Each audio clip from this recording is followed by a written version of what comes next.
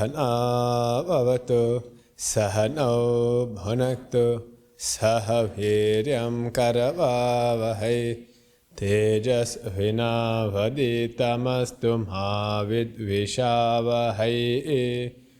Om Shanti Shanti Shanti. Vakratunda Mahakaya Suryakoti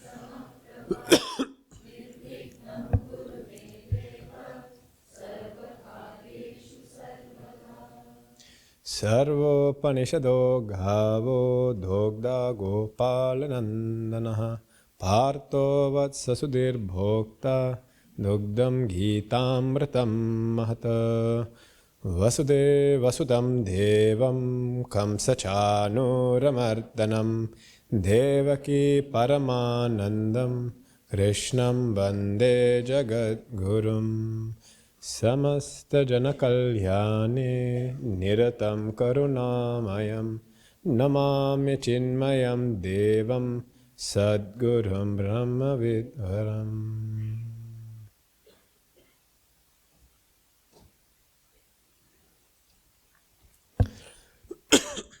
Yesterday, we had seen the collapse of Arjuna, stricken with panic, stricken with fear and anxiety. Gita Shastra has clearly elucidated all these stages and symptoms of this anxiety and depression. We saw from a physical level, the body becomes weak. The skin starts burning, sweating profusely, mouth becomes dry. And we had seen that at that point in time, overcome with panic, how can we deal or manage with this? Is to engage in something physical. Keep something physically happening.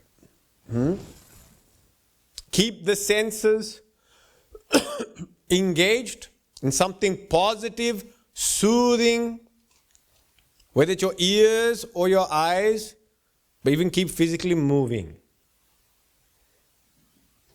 After the physical symptoms, there are the mental symptoms. Brahmati iva me manaha. My mind is whirling. A feeling, a loss of orientation. The situation has become so overwhelming. Person feels disorientated. Not sure where they are, what is happening. These are the extreme levels of a panic attack. At that point in time, stay focused and stay small. Take a small task and bring your full attention to that task only. Many people wake up with panic attack. Then just to get from the bed to the bathroom, wash the face. This is all. You bring your attention just to this much. Stay small, stay focused. This is called practice of mindfulness is what it is called. To be mindful. Bring your full attention to where your hands are. Means where your body is.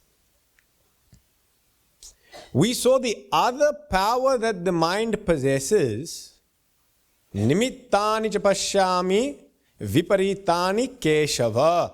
All of a sudden, the mind will start projecting all these fears and imaginations and unrealities. That it will start seeing things which are not there, hearing things which are not there, and imagining catastrophes which have not taken place and most likely will not take place. And this power of the mind to project, imagine, and to blow things out of proportion, this power of the mind is what we have to keep an eye on. This is how the mind goes from reality to the world of fantasy and imagination. And all of a sudden, we get lost in this imagination.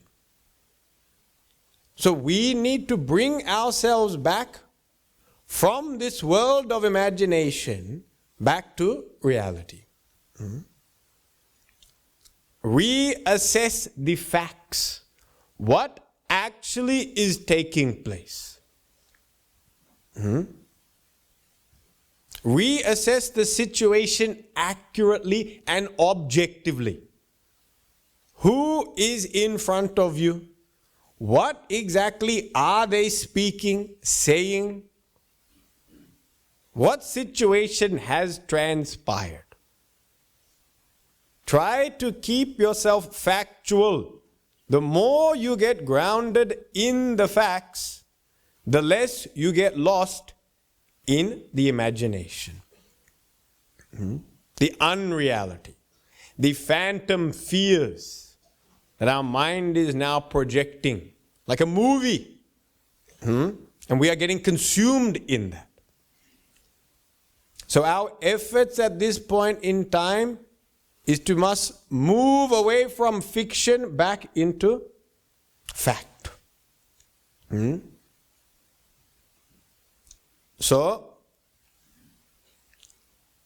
we must, yesterday we looked at assessing our fears. And assessing our fears from the standpoint of justified fear and unjustified fear. Unjustified fear is the imagination, the wild imagination that is taking place. Things which have very small to, if not zero, possibility of happening.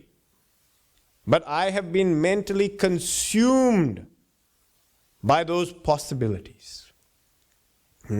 This is leading to an unjustified fear, a phantom fear, consumed in that. Separate the two. There may be a level of justified fear, but separate it from the unjustified phantom fear. Most of the time, we are lost in phantom fears. And that's why when we look back at our childhood, even our youthful days when we were studying,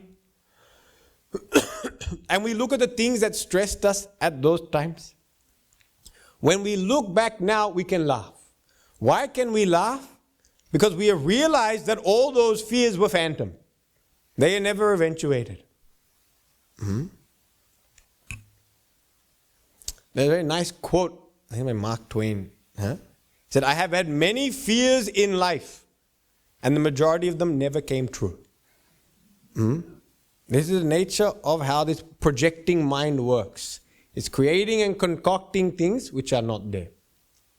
So one thing is, for us to assess justified versus unjustified. Get the facts. Live in the world of facts, not in the world of fiction. And the last thing is also to get perspective from another person.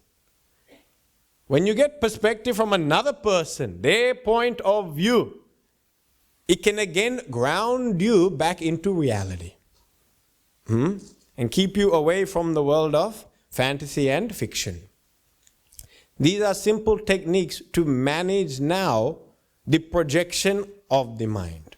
When this projection of the mind is not managed, it then leads to the next stage of depression. And in the next stage of anxiety, depression, then the intellect gets hijacked. And when the intellect gets hijacked, that's when things start getting very shaky. That's when life really starts taking a different course.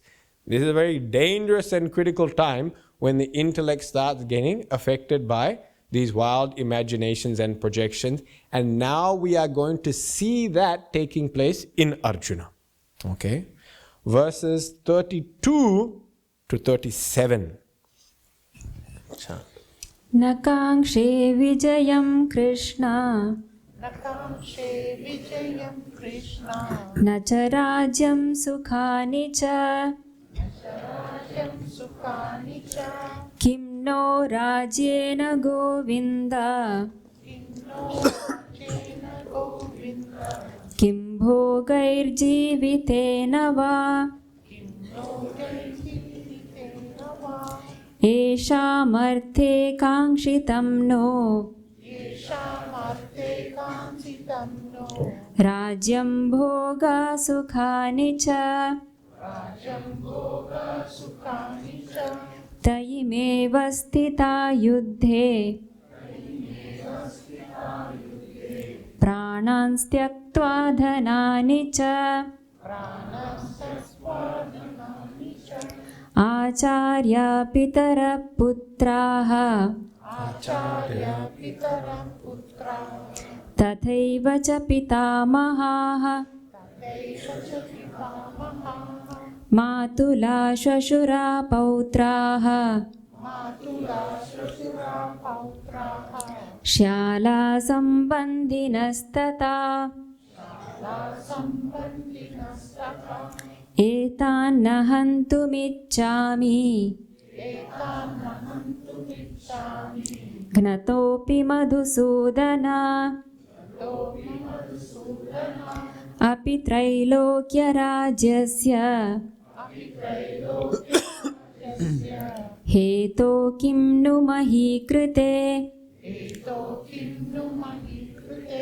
निहत्य धार्तराष्ट्रान्नः का प्रीतिः स्यात् जनार्दन पापमेवाश्रयेदस्मान् हत्वैतानाततायिनः तस्मान्नार्हा वयं हन्तुं धार्तराष्ट्रान् स्वबान्धवान् स्वजनं हि कथं हत्वा सुखिनः स्याम Madhav.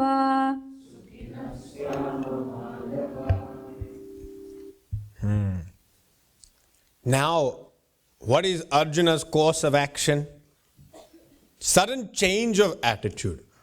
This whole collapse is taking place, and now he says, Nakangshe vijayam Krishna nacha rajyam sukani cha kim no rajena govinda kim bhoghair jivitena va. Of what purpose are all these things? Of what purpose is this vijayam, victory? Of what purpose is this rajya sukani, this royal wealth, these kingdoms that are to be conquered? Of what purpose? Rajyena, for me to become the king, or for Yudhishthira to become the king. Of what purpose is there served by this? Kim bhogair jivitena va, enjoying all the luxuries and comforts that will come. I see no purpose. Yesha marte kangshitam no rajyam bhoga sukani cha. In fact, I don't want any of these things. I don't want any. Now, he's a warrior who's lived his entire life. Dhananjaya, conquering wealth. Seeking to expand the kingdom. Seeking to make the empire vast and vast, strong, sturdy and wealthy. Now he turns around and says, actually, I don't want any of these things.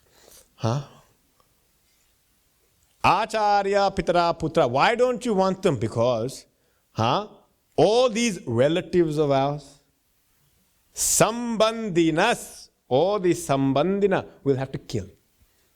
And I do not desire to kill these people. And I would not do it for this throne. I would not even do it for kingdom of the three worlds, let alone for this earthly throne. I will not engage in killing these people. Nihatya dastarashtraannaha. Having killed these people of Dhritarashtra. Ka priti syad janatra. Where's the priti? Where's the love? Where's the affection? Where will the joy be? Because I've killed all these people. Papameva shrayat asman hatva etan atitayinaha. In fact, papa, sin will be our lot. If we kill these people, it will be sin. Tasmat, therefore, I have concluded. What have you concluded, wonderful Arjuna? That these Dhatarashtrana, sons of Dhritarashtra, Swabhandavan, my own relatives, I think it is better that we don't kill these people, and we just remain as we are. Which means, is it too late for us to back out of the war now? I've all of a sudden decided this is not what I want to do. Now if you see, now these arguments that are coming, you see some of these arguments, they're beginning to sound a little bit convincing, They say, oh yeah, what happiness can there be if you have killed all these relatives only? But don't forget, previously he said that these sons of Dhritarashtra are durbuddhe. He said that before, na? When he was about to fight, before he got put into the center, he said, now who are all these people? These people of Dhritarashtra, durbuddhi, wicked people. And now he's saying, I can't live without them. The very wicked people, you are now saying, I can't live without them. What has happened is here, his emotions have now hijacked his intellect. And now he is questioning the very goal that he has in life. His goals, his pursuits are now being questioned. And actually they're not even being questioned. He is now decided, I will quit. He has now adopted the quitter's attitude. It is better that I give up this pursuit than for it to go ahead. He is looking to escape. He is looking to run away. He does not want to be part of this war. Now, why is this taking place? This is not an intelligent inquiry that is taking place here. Arjuna is an intelligent man, but this is not an intelligent inquiry. This is a foregone conclusion because of the fear and distress that is overwhelming his heart. He is not in a state of peaceful beatitude samatvam, where he is now logically, objectively analyzing the situation. Not at all. He is filled with emotion. He is distressed. He is despondent. He is hyper anxious. And in this state, he has now made a decision to retreat. In such a state where our mind is so overwhelmed by any emotion, any decision which comes out of such a state is invariably an unhealthy decision. Because the mechanics of our mind and intellect are such that as the mind becomes hyperactive and overwhelmed with any emotion, positive or negative, the intellect slowly collapses. So as this thing becomes larger and larger and out of control, spiraling out of control, which we've already seen, Brahmati iva me manaha, my mind is whirling. So we know that that's happened to him. The intellect has now collapsed. There is no objective measure that is taking place here. So actually, his intellect has gone into a state of despondency. And when the intellect goes into a state of despondency, its only outcome is, I want to quit. I want to get away from this. I want to avoid this. I want to escape. Where is the nearest exit? I need to get out of this situation. This is exactly what his intellect is doing now. It is, however, decorating its conclusion in a beautiful garland of compassion. It appears that he's being very compassionate, That he is saying, why kill these swabandhavan, swajanam, our own people? Why should we do this? But this is misplaced compassion that is arising out of fear and distress. It is not a compassion that is born out of wisdom. And this is something that all of us do. All of us at some point in time, we have to make decisions whether or not to engage in something or to leave it. In our career, what job to take up? And do I leave this job? Do I retire? Do I change job? In relationships, do I continue with the friendship, cut the friendship, break the friendship? In our extended family also it's there.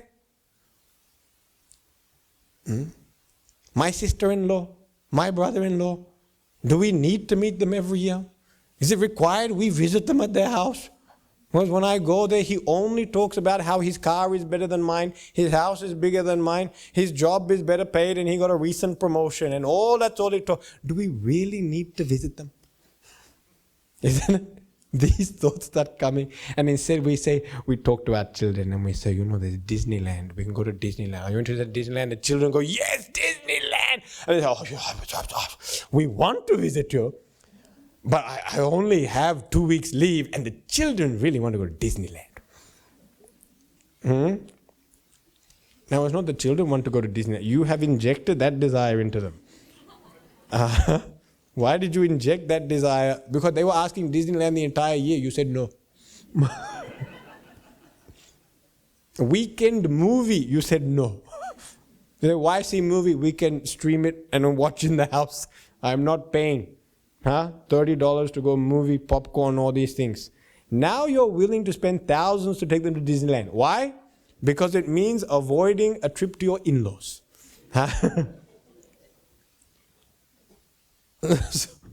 Such decisions, these decisions are not made out of wisdom. So escaping from these situations is not born of wisdom. There are in fact 3 reasons why people quit, 3 motivations behind why we quit. One is called moha, delusion. We leave something because we are deluded and confused. Which means we forget the very purpose as to why we entered the project in the first place. Then the project starts getting difficult, and then we find, this is a bit unpleasant. I don't want to be here anymore. The question is, why did you come in the first place? Now, this is a very common thing that happens when people pursue jobs and careers without understanding why they are pursuing job and career. So many people, part of a job and career pursuit will be the salary. How much am I getting paid? And that becomes a big aspect of influence, especially when we're very young. When we're 23, 25, then the money. This is a very attractive offer. That means what? I am taking up the job for the sake of money. But after working there for 1 year, the boss has got me working 16 hours. 16 hours. All new grads, 16 hours. I am being burnt completely. I have got no social life. I cannot exercise. I can't do any extracurricular. All I am is working. I can't stand this. Now the question is, why did you take that job? Money. Are you getting paid? Yes. So now why are you quitting? You forgot your original reason was money, and now you're seeking satisfaction in the job. You didn't go to the job for satisfaction. You did not take this job for work-life balance. You took it because a lot of money and I could reduce my mortgage significantly. And now I'm finding it is just too much. When we forget the purpose behind why we have taken up an endeavor and we leave, having forgotten that purpose, then this is called tyaga, born out of moha. Renunciation or giving up because of delusion. The second type of giving up, motivation to give up, is because of the pain. The amount of dukkham, distress and pain that is experienced while doing the work. So I joined the army because, in the army, the ad was saying travel to many different destinations. And I thought, my parents never took me anywhere, And I thought, this is a good way to see the world. And I thought I'd be relatively safe because I'm with people in the army. So, so someone can protect me. I have a whole retinue of people. So army said, travel, join the army, travel the world. Get your education paid off as well. Ooh, that sounds good. Education paid. But I went there and they started asking me to do push-ups. I didn't know about this push-up business, Then sit-ups, push-ups. I need up and go. That's what I need first. And then only any sit-up and push-up. You first feed me that, then I'll start. To get me up. Now all of a sudden, the path that is required for me to walk in order for me to get to that end destination, I'm finding that path to be so difficult, distressing. But I want the end result. If I want the end result, but I'm not willing to go through the path of distress, and I give up because of that, then that is called giving up because of pain, affliction, dukkham. This is considered rajasic tyaga. Things got difficult, I left. In relationships, this happens a lot. Especially in marriage and all that. And then we thought that marriage was going to be happily ever after, and we would just walk off into a sunset. Off to Bali. Now in Bali there's a nice sunset, but you forgot you live in Melbourne. And in Melbourne, if the sun is out, either you're getting scorched or it's overcast and raining. So there is no magical sunset to walk off into. There is a house which has dirty dishes, dirty laundry, floors and bathrooms to be cleaned, because we chose a first world country where cleaning staff cost too much money. So I became the maid. This is the sunset that I walked off into. And I'm realizing this is not exactly the magical experience I was expecting. Now I want that happy marriage. I want that happy family. I want that beautiful life. But I don't realize the amount of friction and tension that will be part of that family life. That yes, I will have fights with people, but then I must learn to forgive. I must learn to sacrifice. I must learn to be considerate and care for others. I didn't realize that. I just thought the whole time she'd be willing to serve me. I didn't know I had to do something for her. This is unexpected. This type of renunciation, this is done because of distress and pain. The path is more painful than what I realized, and therefore I give up the goal. I still want the goal, but the path is too painful. The final form of renunciation or giving up, when a person can confidently say that yes, it is correct to give up, is when it is done out of wisdom. When you give up an endeavor out of wisdom, then you can confidently leave that path without regret.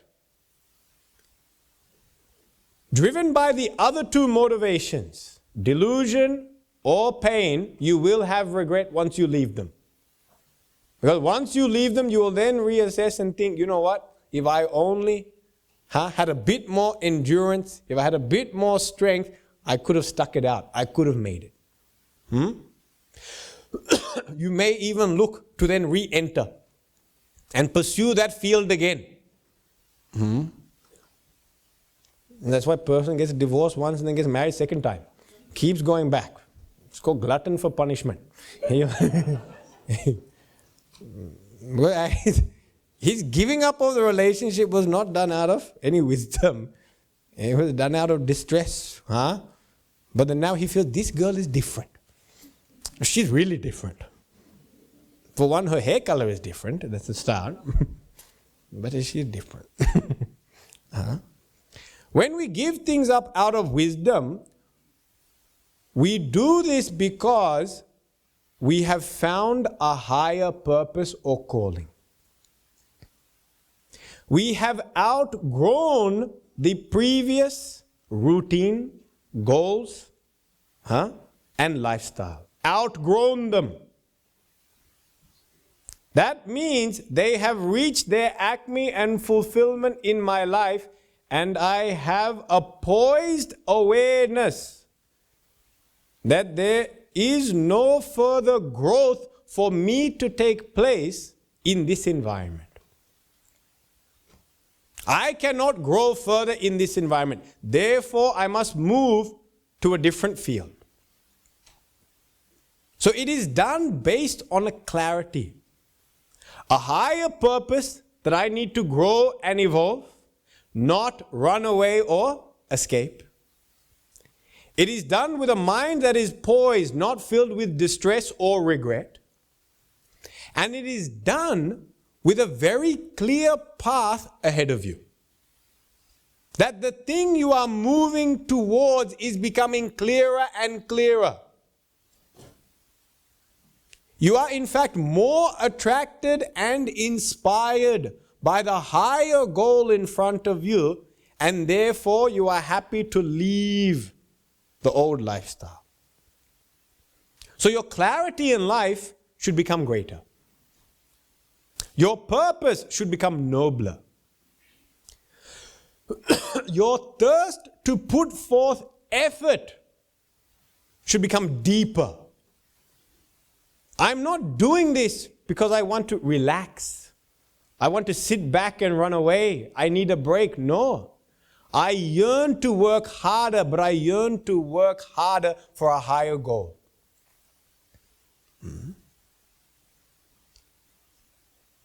When you have this type of clarity, then renunciation is meaningful.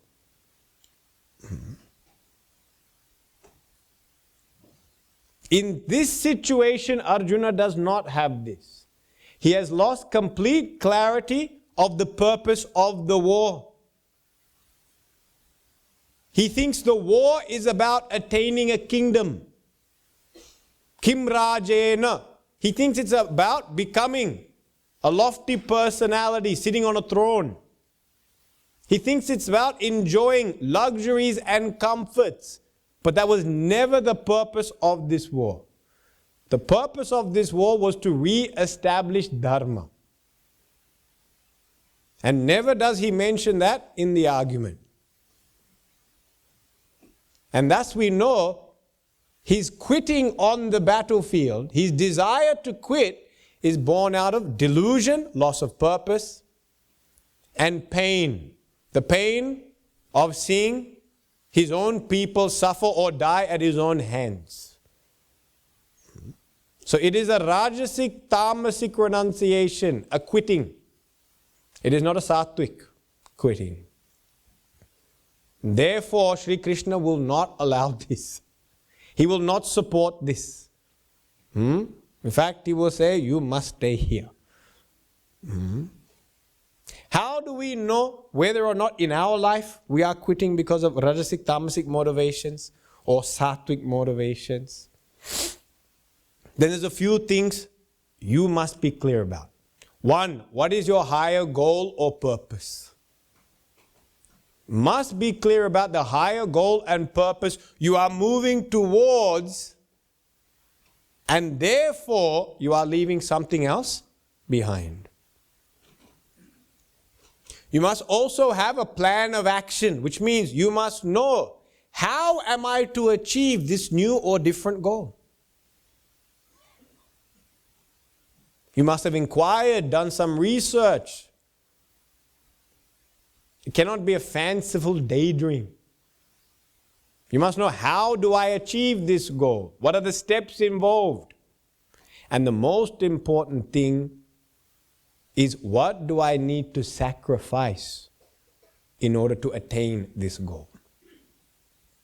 You must be clear about the sacrifices you have to make. Because this is where the real test of your genuine aptitude or interest will be. Once I see the level of sacrifices that have to be made, then I might say, no, this is not for me.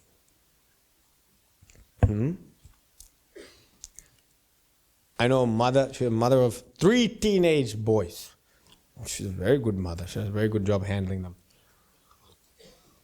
And the eldest son only. And then she's, her and the husband, very high-level professionals, done very well for themselves. Now, the first son comes up to them in year 12 or year 10 or something and says, I've decided I want to become a rock star, musician. This is my calling in life.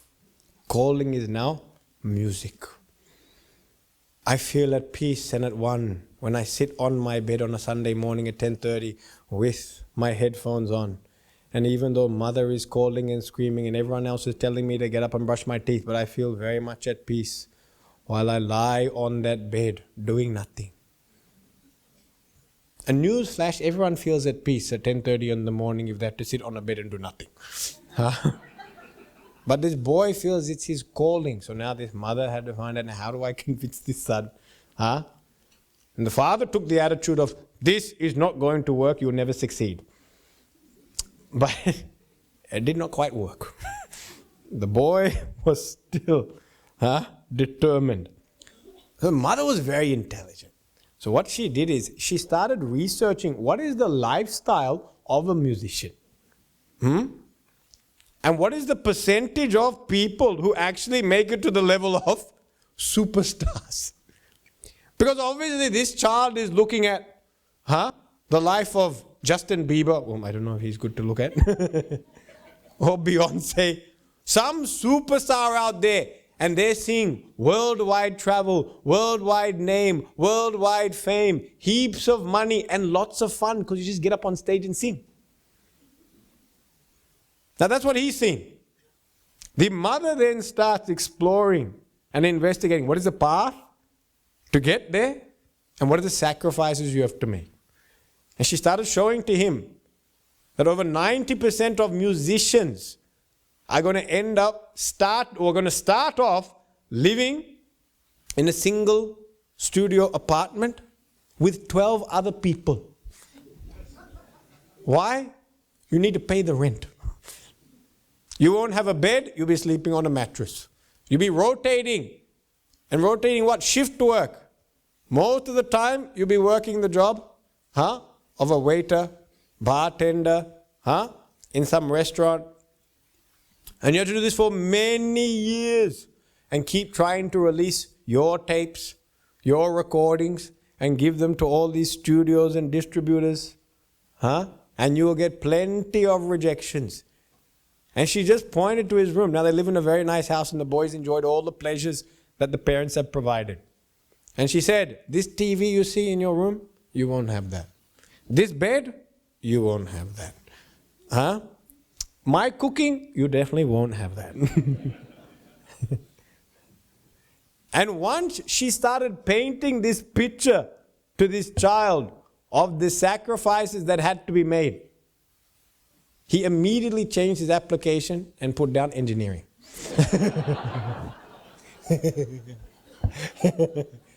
Medicine, law, engineering, accounting.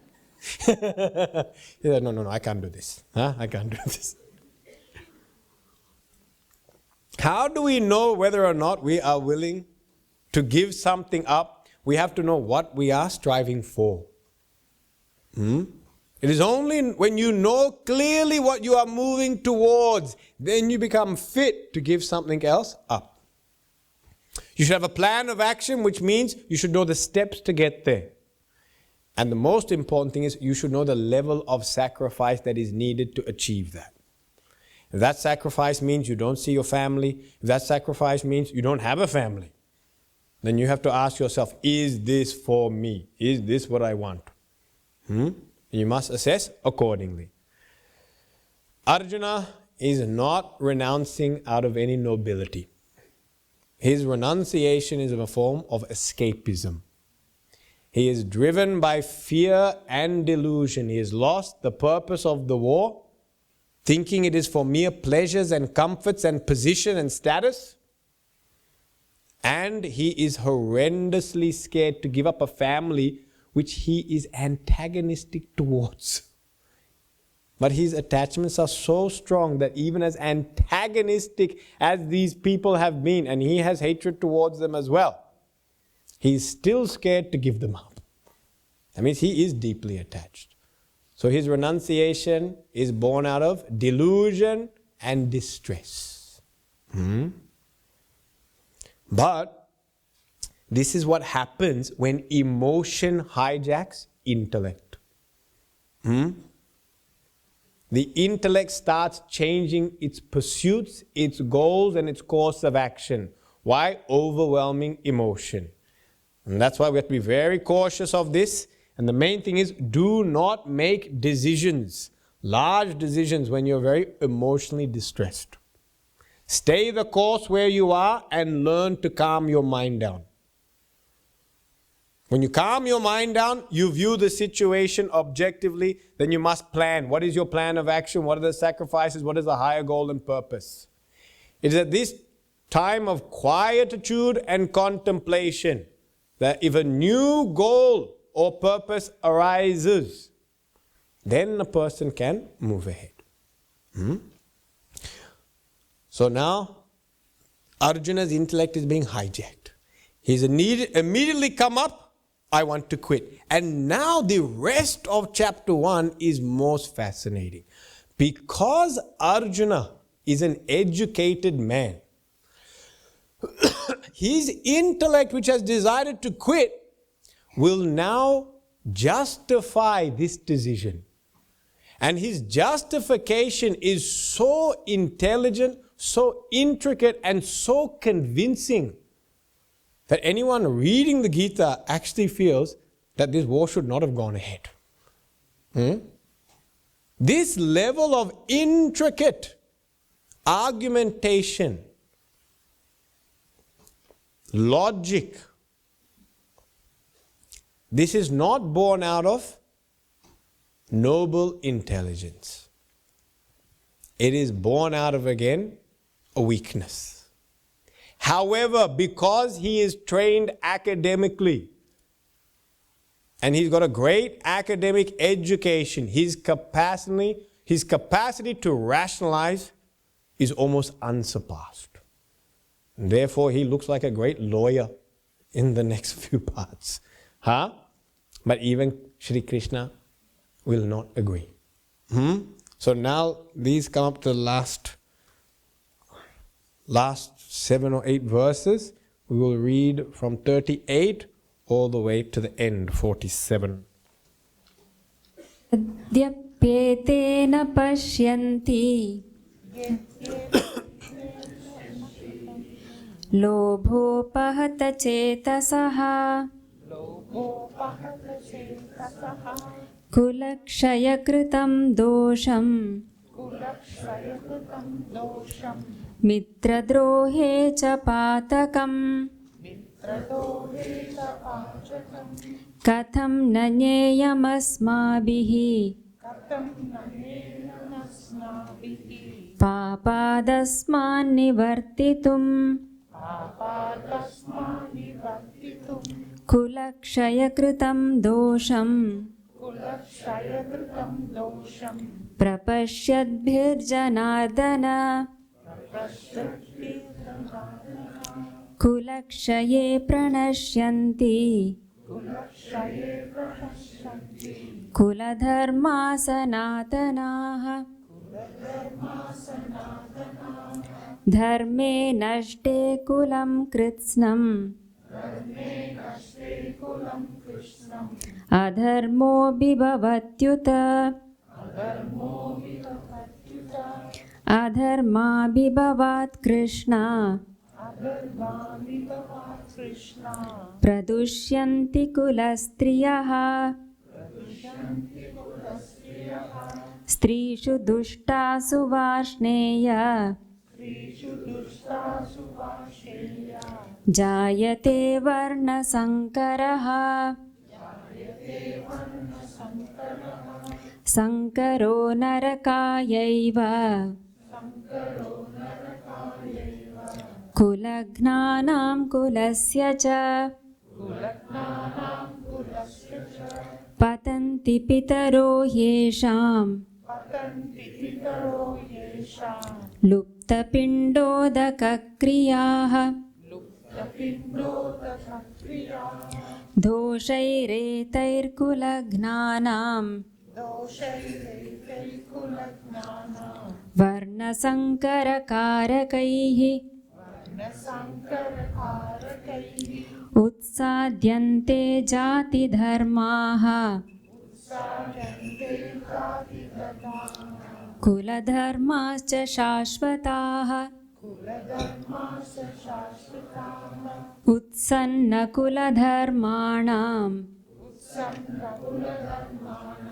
मनुष्याणां जनार्दन नरके नियतं वासो भवतीत्यनुशुश्रमा अहो बत महत्पापम् कर्तुं व्यवसिता वयम् यद्राज्यसुखलोभेन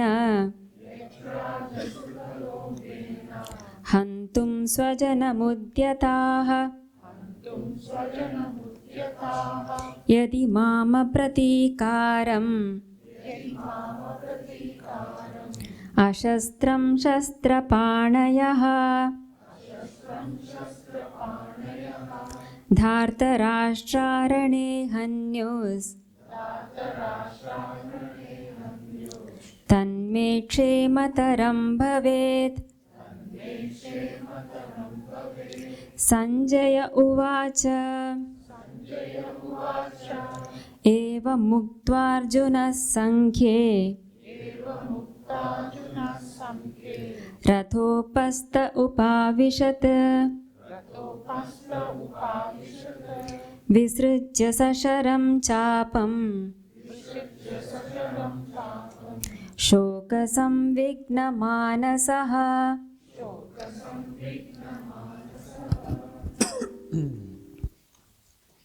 Now, these set of verses all come together because Arjuna is stringing together a very convincing argument. Argument for what? Why we should not fight this war. Now, I'm not going to go through all of his arguments in great detail because his entire argument itself is completely misplaced. He is using a very subtle and intricate form of logic, but he's applying it to the wrong context, the wrong situation, and therefore he's coming to the wrong conclusion. This is something our intellect has the capacity to do. And the more educated the intellect becomes, the more intricate and complicated its arguments become. But in spite of the intricacy, it does not make it correct. Many people feel that if I am logical, I am correct. If I am rational, I am correct. But actually, in our Shastras, our great thinkers have clearly said that logic is not conclusive. Logic is a weapon that is used by a person, but the purpose lies with the one who holds it. It can be used to save lives, it can be used to destroy lives. A weapon can be used either way. But it is in the hand of the one who wields it. Therefore, logic by itself is inconclusive. However, we have fallen into a very strong belief pattern that if I am logical, I am correct. And if my decision makes sense, the decision is correct.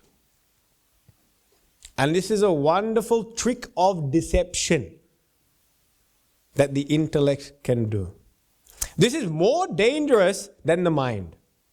The mind projecting fears and imaginations is not as dangerous as the intellect conceiving of what is called crooked logic. In the Shastra, it's called kutarka. Because when the intellect starts creating what is called crooked logic, it has the ability to convince the very thinker themselves and those around that my thinking is correct. And this crooked logic does not lead to necessarily an accurate or noble decision. Now, how does it work?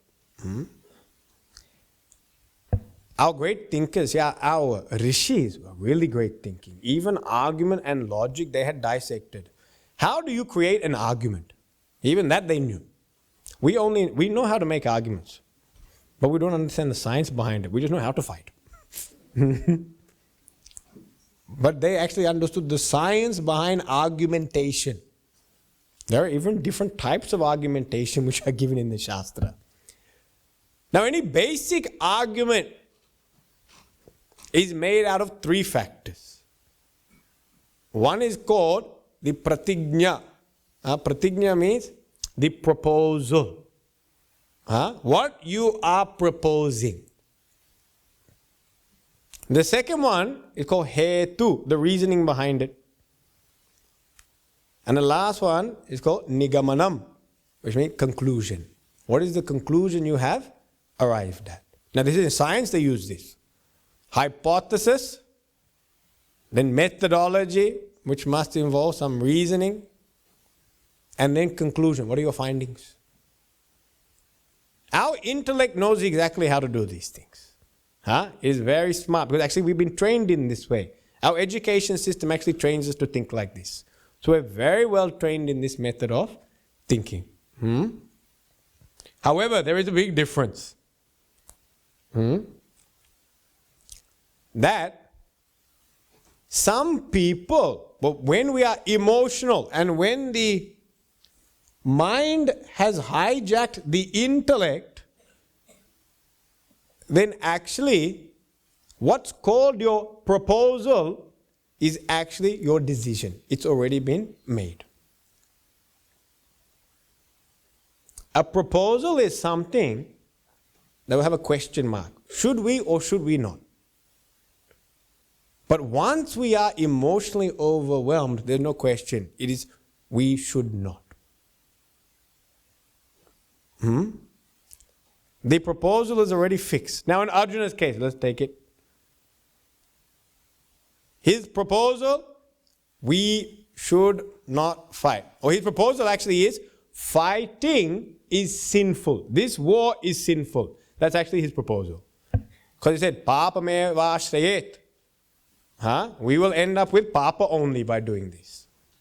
This war is sinful. That is his proposal. Now he's going to give all this logic to support his proposal in the form of Kula Dharma Nashta, Varna Sankara, all this. He's going to, Adharma, he will talk. And what is his conclusion? His conclusion is that I do not want to fight. So he's already fixed his conclusion. And now he's working backwards. And we do this all the time. We have already fixed what we are going to do or not going to do. Then after that, we just apply logic to convince others. This does not make the decision correct. But it can make the decision convincing. Convincing, but not correct. So now, his conclusion is actually, I do not want to fight in this war. We've already seen he wants to get out of this. He's got to quit his mentality, he wants to run. His conclusion is fixed. And so now what he's proposing is the war is sinful. This is a dharma yuddha. But now he's saying it's adharma yuddha. It's a sinful war. That's his proposal. And now what is his logic? Now we'll just see his logic. His logic is that through this war, families or the men, all the sons, fathers, grandfathers, uncles will all be killed. So the kula will be destroyed. The family will be destroyed. When the family is broken up and disrupted, then the family traditions called kula dharma will also be destroyed. Then he says that this situation, where the women are now unprotected. Now this obviously relates to a society in those times, where women were not working, they were not providing and not earning. So now you would have all these women who would be dependent on someone else for survival. And he said because of this situation where the woman would become insecure and unprotected, then they would take up towards support from anyone. And when they take support from anyone, it would lead to what is called varna sankara, which means incompatible matching. That means people of different vision, people of different values, people of different culture will now all of a sudden start coming together. And he said when this starts taking place, then actually the kula will collapse and then the adharma will rise in society. There'll become more unrighteousness because people will become very incompatible. So because there's a lack of compatibility, then people will fall apart. Now this is a loose translation because his arguments are very much couched around the language of the traditions at that time. But I'm just giving you and presenting you the arguments now in a modern day context. But it's basically that. If we kill these men, we will in fact be creating more adharma. And you see how intricate his logic is, and actually some of his logic is based on some quotations and things like that. How is he able to construct such intricate logic? He's a highly educated person. And the more educated you are, the more intricate this reasoning becomes. Now I'll give you another example. This is an example which plagues me all the time. Say you have some back pain. Now you have pain. Now the question is, should I exercise or should I not? This question plagues me every day. Should I exercise or should I not? Now the problem I have is that I have studied physiology, anatomy, biology, and I was a physiotherapist. So there's a problem. So I have very intricate knowledge of how the body works. So when I don't want to exercise, then I come up with very scientific thinking. And my scientific thinking is, should I go for a run? And I always remember some lectures. Very few lectures I remember, but some of the lectures I remember. Because they help to justify this. Not exercising. When you run, when your foot hits the ground, then there's a thing called ground reaction force. That means there's a force which then pushes back up your bones, your joints, and it all hits your pelvis, and your pelvis brings it all to one central force, which then goes up your spine. Ground reaction force. Now this ground reaction force can cause joint trauma. No, I'm serious. I'm not saying. It's very true. I studied. And when you get this joint trauma, then your joint can become locked. And when your joint becomes locked, your muscle goes into spasm. And when your muscle goes into spasm, then the arteries and blood vessels constrict and close up. Because the muscle has spasm. Which means there is less nutrient, less blood flow, less oxygenation. And then there is a buildup of toxins, which then leads to exacerbation of pain. Now, if I didn't tell you I was trying to trick you, I could convince all of you to give up exercise just through these arguments. Huh? Now, a person who has not studied all these things would do wah. Ground reaction force, sounds scientific. Joint trauma, sounds scientific. Huh? Deoxygenation, sounds scientific. Vasoconstriction, I don't know what it means, sounds scientific. Because especially when I don't know what it means, it must be scientific only. Ho. Swamiji, please don't exercise. Huh? Because it sounds like it's a very traumatic experience. Please. Huh? Now this line of intricate logic is being assembled because I have already made a conclusion. And my conclusion is that I do not want to exercise. That's it. My conclusion, I don't want to, I hate exercising, I'm lazy. That's it. But now I have created this very scientific, logical reasoning. And using this scientific, logical reasoning, I can now establish my conclusion. More convincing. Now my friend comes, he also studied. And he said, wait, you got it all wrong. You see, when you exercise, your joints start moving. As your joints move, then actually they become more fluid. They're not so stiff. And when they're not so stiff, and you're exercising, muscles start pumping. As your muscles start pumping, actually more blood comes into the area. Your joints are loose and limber. Arteries are bringing oxygen to that area.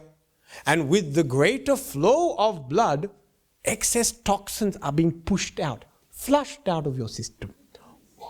I like that word, flushed out of my system so much. And it says, therefore, with this extra movement of blood flow, flushing out of toxins, the bringing in of nutrients, you get better tissue rehabilitation and growth. And with better tissue rehabilitation and growth, you get decreased pain.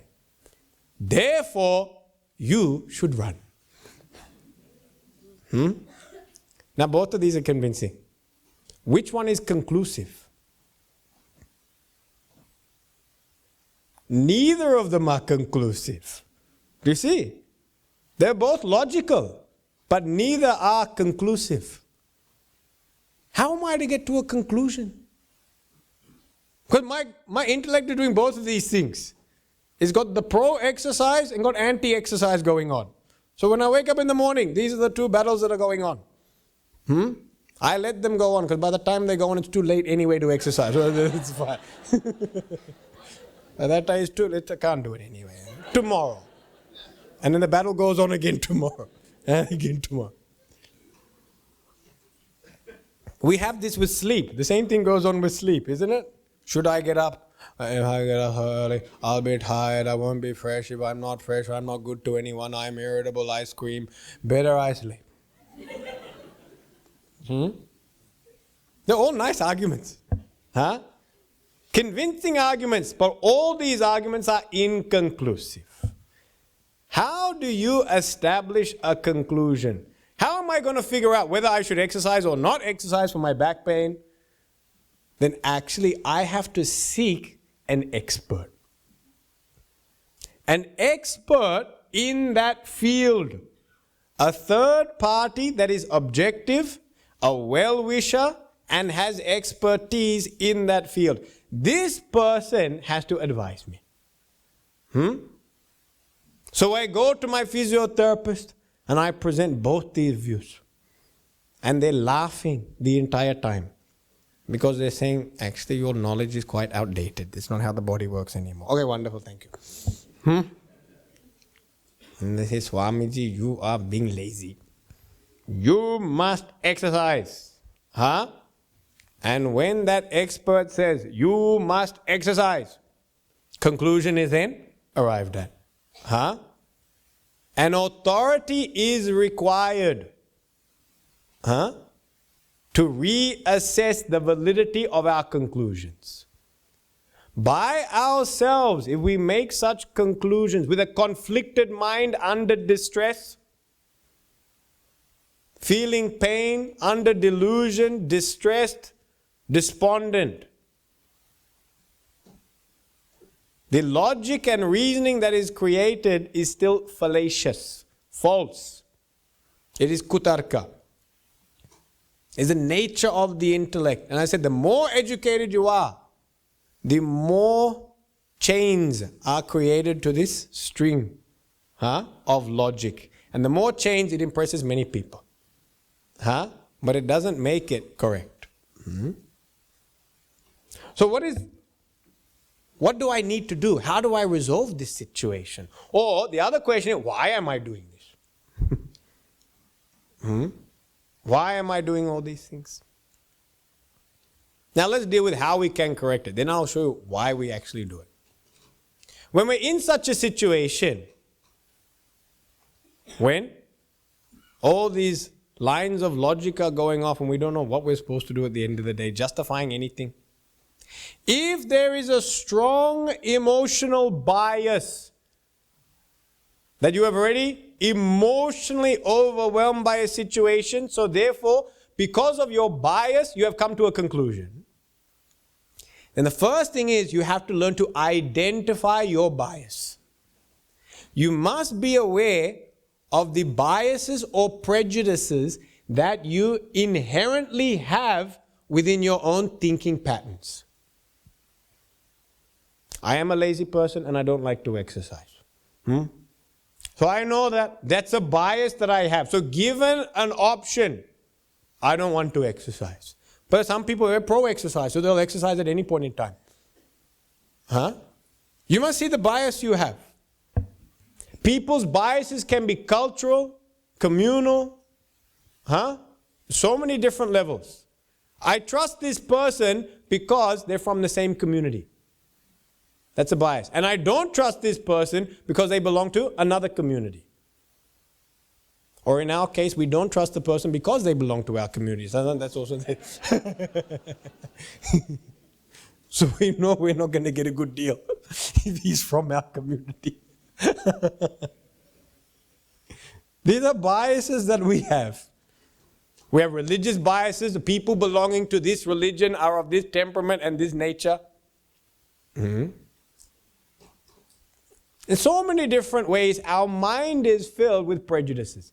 You have to become aware of these prejudices because they have the capacity to create conclusions which are incorrect.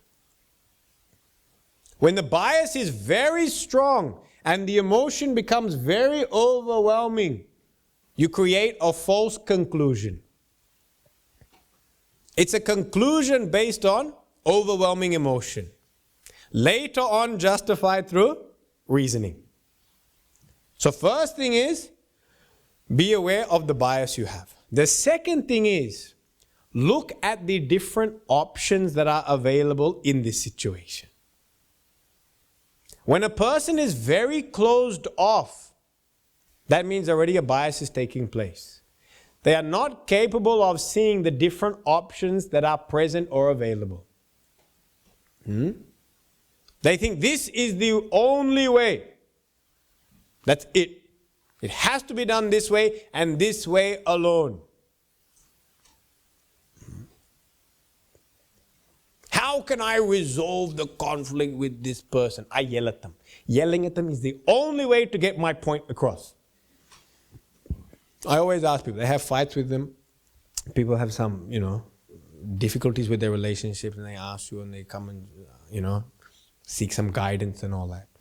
And the first thing I always ask is, have you mentioned this to that person? Many times. Many times. All the time I mention with loud voice, booming voice, threatening gestures. When we're in the kitchen, I have a knife in my hand. When we're not I do different things. I have done it plenty of times, but no impact whatsoever. Can you see any other option to convince this person? Is there something other than a knife I can use? Maybe that will work. to threaten this person, Maybe hammer I should have or something. See, they can't think of any other option. Have you sat down privately and discussed this? No, we do it in the kitchen when all the kids and the whole family is there and it's a war zone. That's the best way. Everyone is around, then everyone gets involved. And then we ask children, pick sides. Who are you? Who are you? Come on. And then, I think you'll lose a lot if you're a man, if you ask children to pick sides. I think they always side with the mother. So you lose. Huh? So where do I have this discussion? I have this discussion in front of everyone. I ask my child about their personal, intimate feelings in front of their siblings. And then I wonder why they don't confide in me, why they don't open up, why are they hesitant, why are they hiding things? Because you picked the worst place to do it. Never ask your child to confide in front of siblings. Because siblings always come and make a mess of the whole thing. They will always make fun of that person. Huh? Because their job is to have some fun. Some of them don't like to see tension in the family, so they just laugh it off. Huh? Have you had a private sitting? Have you ever taken them to a quiet cafe or a quiet walk and discussed this without yelling at them? No, you don't understand. Where we come from, we don't do that. Swamiji, I don't know where you were born, but this is not how things are done. You don't have children, that's the problem, Swami. If you had children, it doesn't work, the quiet cafe and walking in the park. You have got plenty of time to walk in the park. I don't have time for walking in the park. I need to know right now why my daughter is dating this boy.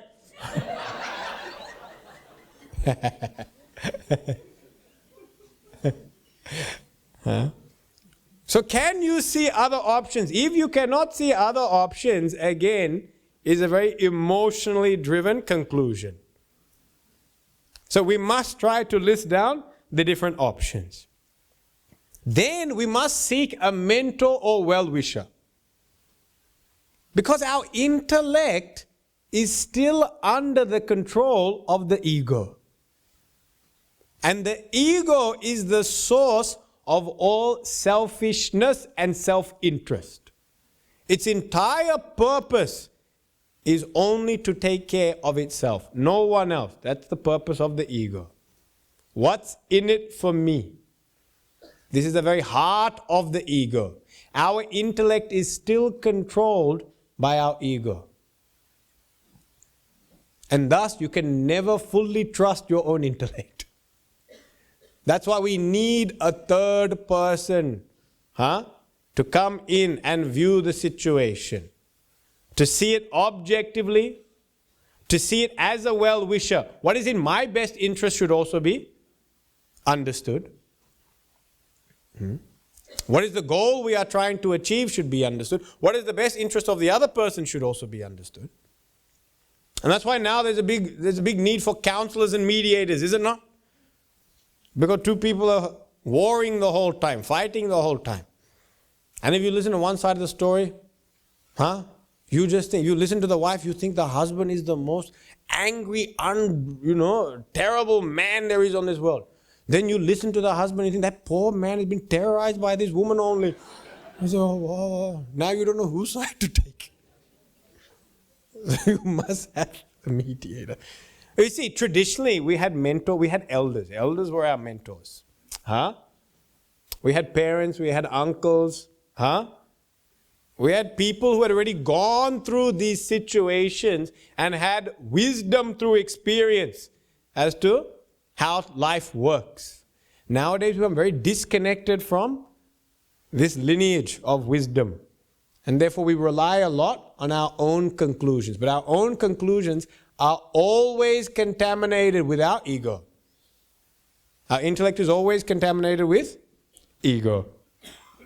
And the last thing is, learn to inquire and stop arguing. Don't argue. Start inquiring. When a person takes to the path of inquiry, it is done with a genuine yearning for what is best. Best for everyone. including my own welfare plus the welfare of others. It is done with a heart that is free of prejudice, hatred, resentment, jealousy, grudges. Inquiry can never have these things. If inquiry has got any level of prejudice, the inquiry goes misaligned. So we must learn how to inquire. So if Arjuna was to look at this situation, which eventually he does, the beauty of Arjuna, he actually does become a genuine inquirer. It happens in the second chapter that he finally surrenders to Sri Krishna. He has a mentor. His mentor is a well-wisher, one who is extremely wise. And he approaches him with great humility, which means he is willing to profess and confess his weaknesses and prejudices. He does all of this. And that's why Sri Krishna then becomes his guru and guides him. Karpanya doshopahata swabhavaha prachami tvam dharma sammuda chetaha. I am overcome with self-pity. And I am utterly confused as to what is dharma. Yat shreya syat nishchitam bruhitanmi. Please tell me what is shreya. Shreya means what is in my best interest and the best interest of all. Shishasteham shadimam tvam prapannam. I now become your disciple. I surrender to you. It is only after Arjuna speaks this shloka does Sri Krishna then start the Bhagavad Gita. Prior to this, Sri Krishna has got no interest in advising him, because he has not approached as an inquirer. He is still at the level of a prejudiced thinker who is trying to escape from his duties. We have to become aware of this thinking that we have. Have we already made our conclusions in life? Have we already made our conclusions about people, relationships? Our own life, sometimes we've already made a conclusion. I'm hopeless, I'm useless, I can never do anything. Because of overwhelming feeling of despondency, anxiety, or fear, have we created a conclusion based out of emotion and not inquiry? This is something we have to continually ask ourselves. If Arjuna was to truly inquire, his question would be, is this war dharmic or adharmic? He would not enter with the conclusion, it is adharmic, here are all my reasons, and therefore I should not fight. His only question to Sri Krishna is this dharmic or adharmic? That's what he asked. Prachami tvam dharma sammura chetaha. I am completely confused as to dharma. Now please tell me what is Shreyas. That is called inquiry. We have to move from being combatants, argumentative personalities, develop humility, develop openness, see different options, and confide in a wise mentor that is a well-wisher. This is called a complete support system for a person. If they don't have this level of support, then you will have a lot of issues going through the journey of life. A lot of bad decisions which lead to regret. Because of those regrets, scars. Because of those scars, stronger emotional reactions which fuel misguided conclusions. And the whole cycle just continues on until someone else has to bring you out. Our traditional society, method of living, joint family with elders, had this. But the nuclear family does not have this. So we have lost out on a very precious and critical element of healthy living. And it's something that we need to reinvest in and recreate. If we can do this, then we can avoid these pitfalls. These scheming and tricky arguments that the intellect comes up with, this crooked logic. Yeah? So that's why I'm not going to analyze, but we are just going to see that Arjuna has employed this crooked logic to justify his argument. Throughout the entire Gita, Sri Krishna does not address this argument at all because he knows the entire argument is fallacious. He will not even give it credit. And the reason why we do this is twofold. We do this, we come up with these arguments because one, we are trying to justify our own weaknesses. Or two, we're in denial that we even have a weakness. Denial of weakness and justification of weakness. This is what creates these fallacious arguments. When we deny our own weaknesses, the reason we deny our own weaknesses is because we are scared at times to look at them. It is confronting at times to investigate and look within your own mind and start finding the negativities and selfishness which is breeding and pervading nearly every thought and emotion. And it can be quite confronting and it creates a lot of fear within us. And therefore, sometimes we just say, no, I don't have that actually. Facing our weaknesses does require tremendous courage. And that's why part of our journey is we must also have faith in God. That what you consider to be a blemish or a weakness, you may have it. It may be there. But in spite of your weakness and blemish, God still loves you. There is still a compassionate Creator, Lord and Protector who will never leave your side. And no matter what dirt you find within your own mind, He will not abandon you because of that. He will not be offended. He will not make you an outcast. He will never reject you. He is willing to embrace all and anyone the minute they turn towards Him. Deenabandhu. Deenabandhu means one who is downtrodden, one who has failed, one who is an outcast, one who is rejected by everyone else in society. Bhagavan is Deenabandhu, the friend, relative of that person. Anatanata, the nata of those who have been rejected, orphaned, have got no place, no community, no family, no one to care of them. Bhagavan is Anatanata. I am your protector. I am there for you, even though the rest of the world may have rejected you. So Bhagavan is always there and is always flooding us with love in spite of weaknesses. That's called true love. True love is when you don't give up in spite of the weaknesses that are seen. You can't necessarily expect this from people in the world. But from God, it is there. He doesn't give up. So when we take this journey within,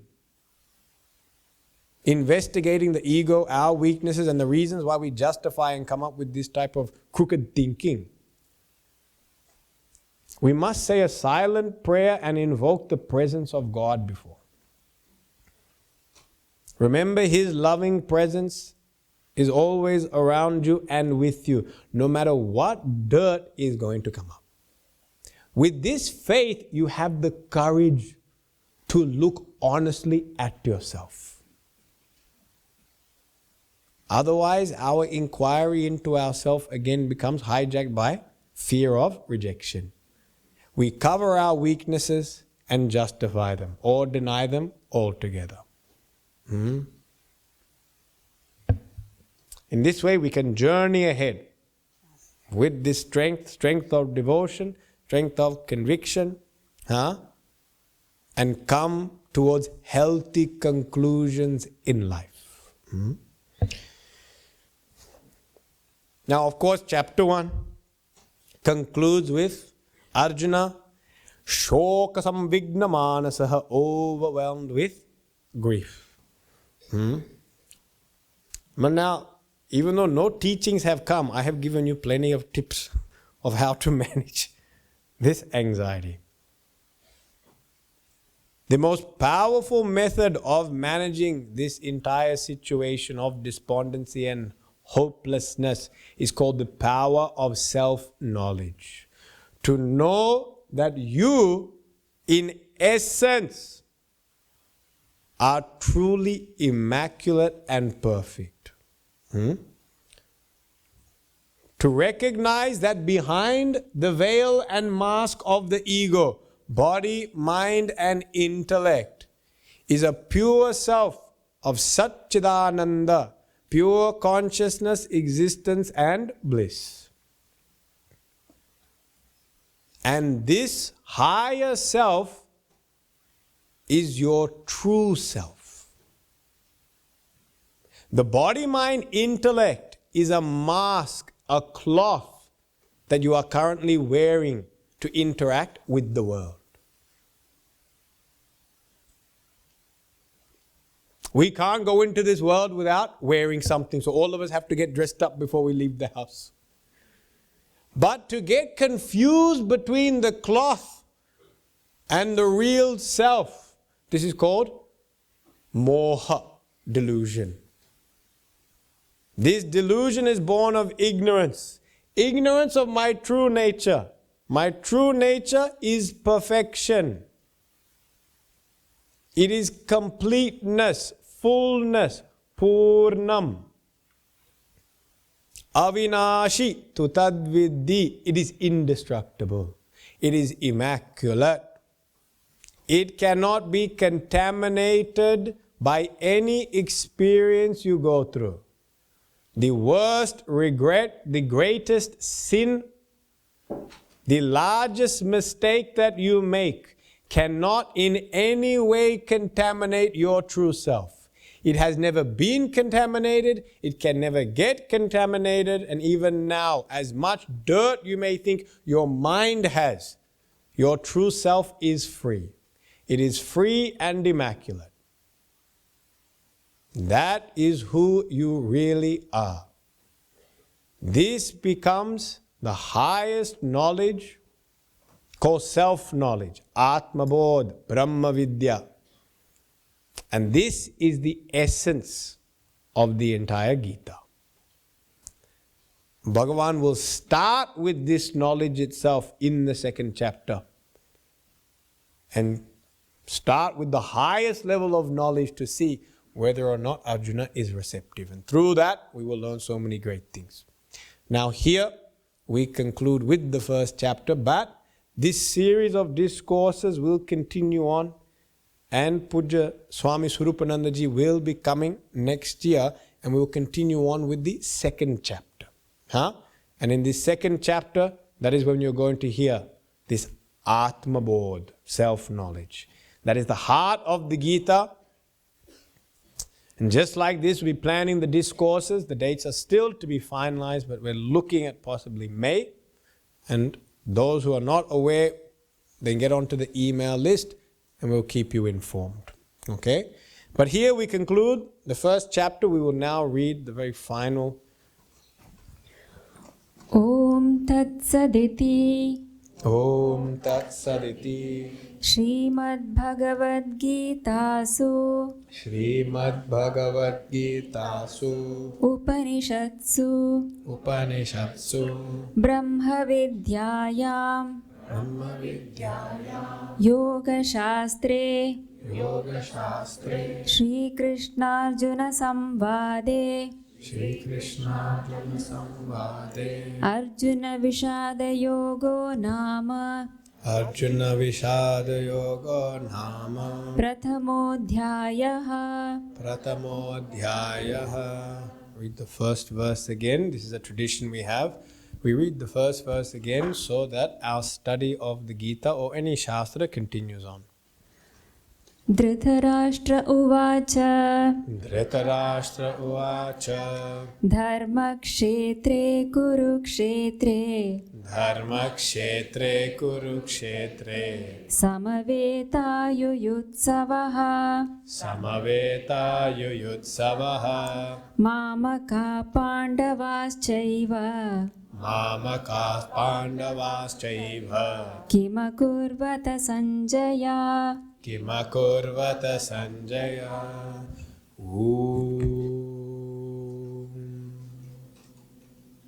Purnamada Purnamidam Purnat Purnamudachyate Purnasya Purnamadaya Purnameva Vashishyate.